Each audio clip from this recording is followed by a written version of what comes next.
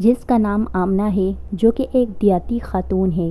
اس کی شادی ایک ایسے شخص سے ہو جاتی ہے جو کہ ایک ایسی گھسی پٹی سوچ کا مالک تھا کہ عورت پاؤں کی جوتی ہے۔ اس شخص کا نام شکور ہے، جو کہ بہت ہی غصے والی طبیعت کا مالک تھا اور تھوڑی بہت محنت مزدوری کرتا تھا، جس سے گھر کا راشن بھی بڑی مشکل سے پورا ہوتا تھا۔ محنت مزدوری کر کے جب تھکا ہارا گھر آتا تو ایک روایتی خاوند کی طرح کبھی من میں ہوتا تو اپنی بیوی سے ڈھنگ سے بات کر لیتا، ورنہ اپنی ضرورت پوری کر کے سو جاتا۔ شادی کے کچھ عرصے بعد بغیر کسی وقفے کے بچوں کی پیدائش کا عمل شروع ہو گیا۔ اب زندگی کی صورتحال یکسر بدل گئی۔ اب خاوند، جس کا نام شکور تھا، وہ جو کما کر گھر لاتا تھا، اس سے گھر کے اخراجات پورے نہیں ہوتے۔ ایک طرف گھر کے اخراجات بڑھتے جا رہے تھے تو دوسری طرف بچوں کی تعداد بھی بڑھتی جا رہی تھی۔ اس پہ جوڑ رشتے نے اپنا اثر دکھانا شروع کر دیا۔ گھر کے اخراجات اور بچوں کی تعداد میں اضافہ بیچاری آمنہ کو ہی بھگتنا پڑتا۔ تقریباً 9 کے قریب بچے پیدا ہو چکے تھے، مگر نہ تو شکور نے اپنی آمدنی بڑھانے کا سوچا اور نہ ہی بچوں کی تعداد پر غور و فکر کیا۔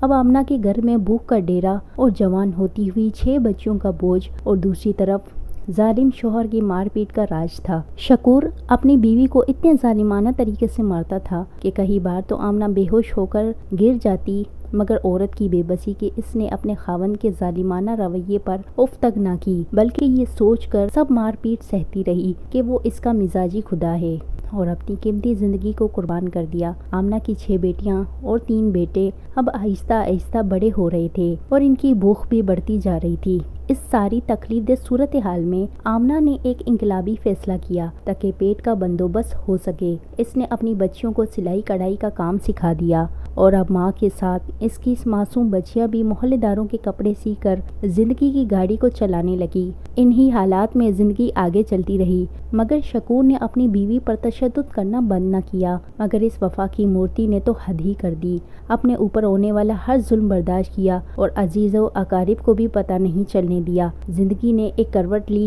شکور بیمار ہو کر بستر پر پڑ گیا، اور دوسری طرف آمنہ نے اپنے بچوں اور بچوں کی دن رات محنت مزدوری کر کے کچھ عرصے بعد شادی کر دی۔ اب آمنہ کا شوہر شکور بہت زیادہ بیمار رہنے لگا، مگر اس عورت نے خاوند کی بیماری میں بھی اس کا ساتھ نہیں چھوڑا۔ بیماری میں بھی وہ اپنے خاوند کی کڑوی کسیلی باتیں سنتی رہی اور دن رات اس کی خدمت میں مصروف رہی۔ آخر ایک دن شکور بیماری کی حالت میں فوت ہو گیا۔ خاوند کی وفات پا جانے کے بعد آمنہ بہت روئی، اور اب بھی وہ اپنے خاوند کے ظلم اور کڑوی کسیلے جملوں کو یاد کر کے بہت روتی ہے۔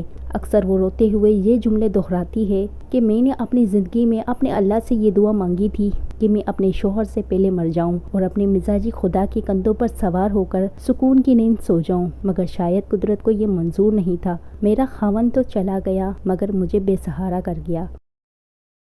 اگر آپ سب کو ہماری آج کی کہانی پسند آئی ہے تو ویڈیو کو لائک کریں۔ ہر روز نئی اور سبق آموز کہانی سننے کے لیے ہمارے چینل کو سبسکرائب کریں۔